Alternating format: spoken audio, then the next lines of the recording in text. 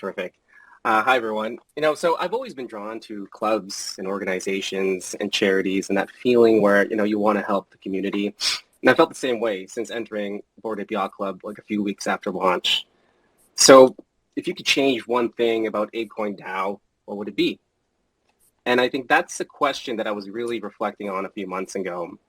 And assuming that the board special counsel was not going to change from five, I felt the answer really, there needs to be an individual who can truly bridge the gap here between the star-studded investor, launch partner type of board members and our broader degenerate ape community. That person has to be a reflection of the community. And ideally, that person could also effectively communicate with the legal team and the management teams because there's so few board seats where we are today. I felt that individual is sorely missing from the current composition of the board. And that has really become evident in the past few months as we've seen the issues, the recent communication around staking and the bug bounty proposal. Not that the current board was doing anything wrong, but there's just a missing piece there of additional input. So the more I thought about it and chatted with other apes, I reflected on my rounded experience in my professional life in NFTs, involvement in ApeCoin DAO, that it was just the type of mix that was needed that could be helpful as a special council member here. So my name is Gerard Hernandez. I'm Bored Ape G. People know me as G, or you can just call me as G. I'm a CPA by profession, but I'm also 100% total NFT degen by trade. And I won't go into my full profile here. There's plenty of time for that later. But I'm running to be your next special council member. And I'm just really excited to introduce myself here to you, have this discussion, how I can help execute the initiatives the community has really been desiring from the special council and ApeCoin DAO as a whole. So thanks to the ApeComs team. You're also wonderful. And thanks to the rest of the nominees for having this conversation today. Yeah, and thank you for coming up here. So tell us a little bit about your platform and the issues that are very important to you. Yeah, so there's, I've had conversations with, and I continue to listen to more of the community and anyone here. I'd love to continue to talk to you as well. But two primary themes really come out to light of what we need to see in the special council. And we've talked about one of them, things, communication, that not the lack of, but better communication between the ApeCoin Council and the community. And then the other one being seeing a more active role in the special council to take us forward to the next steps in this DAO. And we know that things have just been limited, citing a lot of the legal reasons of why the ApeCoin Council can't do certain things. But I think it's important to be able to fix those two issues. And I think we can discuss it and my ideas about it and why it could be a fit to be able to help those two problems that are very key to the ApeCoin community at this time. Cool. So kind of riffing off that, walk us through a theoretical day-to-day. What would your day look like as a special council member? So I think that the real issue right now is the special council that we're always quoted on is the legal, right? We can't do certain things because we're held up by legal. So I think it's very important that the special council members that we have that's coming on have the sophistication and knowledge to be able to challenge specific positions, whether it's discussions amongst the board, discussions with the legal team, discussions with the management team, like Cartan Group. Because without that, it is going to be very hard to affect change, right? So day to day, it's having that kind of experience and that confidence and capability to have those conversations to just, when you're listening to, legal, taking an AIP proposal, and is this something that we could push? And if you don't have that experience and you can't, let's say, have a counter position when you're dealing with the best blockchain law firm in the world, which is, Fenwick & West, and that's working with ApeCoin, then it's very hard to be an effective council member to address those issues. So I think that's something I could bring in my experience here, that that I'm going to be an individual that has no problem pushing the boundaries of what we can do as a special counsel for the community, but also respectful in how we're dealing together with the board and also protecting the broader ApeCoin ecosystem.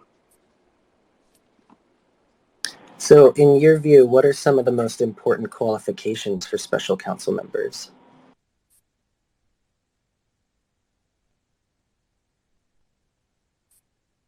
Am I rugged?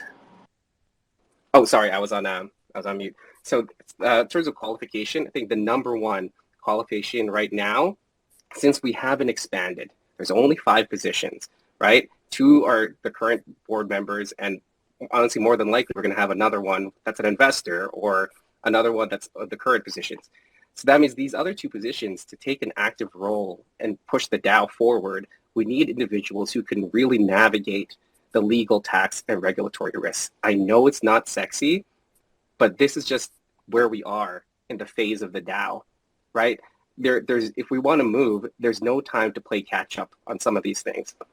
So especially when you're going to bring in 2 new members potentially, maybe if we're lucky 3, but honestly, we're probably not going to have a chance to vote realistically, and I can go into the numbers, right, of a majority board that's not going to be kind of quote unquote controlled by the inside investors and the partners that have already been selected to this board. So that means that it's very much more important that the 2 new members potentially, the new members that get voted on, have the ability to be able to communicate and address and navigate those risks. And they don't have to be an attorney. Like, I'm not an attorney, but I do have that experience because, again, it's just we have 5. It would be different if we had 7 or if we had 10 board members. But at this current time, we don't have that many.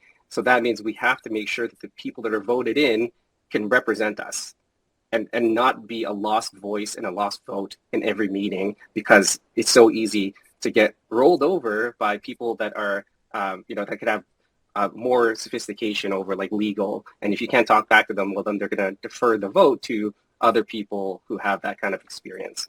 I think that's what's really most important at this point in time for the special counsel and who should be nominated on. Gotcha. Can you elaborate a little bit more about your background and your experience? Yeah, so specifically, I'm a CPA by profession. I'm Canadian, but I've lived in the U.S. I've been in LA for like 8 years. So on my side, I'm a CFO of a healthcare group that has grown over the past like 8 years to be like around 250 million in annual revenue. So I'm not on the. I would like to say my experience is perfectly in the middle. I'm not like the VC investors that are running billion-dollar companies, but I'm also very experienced enough to understand what it takes to build and grow an organization, right?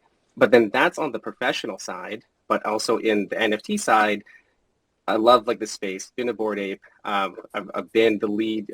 We have a hip hop ape DAO that I started last summer, and we've grown that. And I could also speak to my next level. So like there's my commitment to the DAO, and the hip hop guys are also here, but they know I've led that DAO.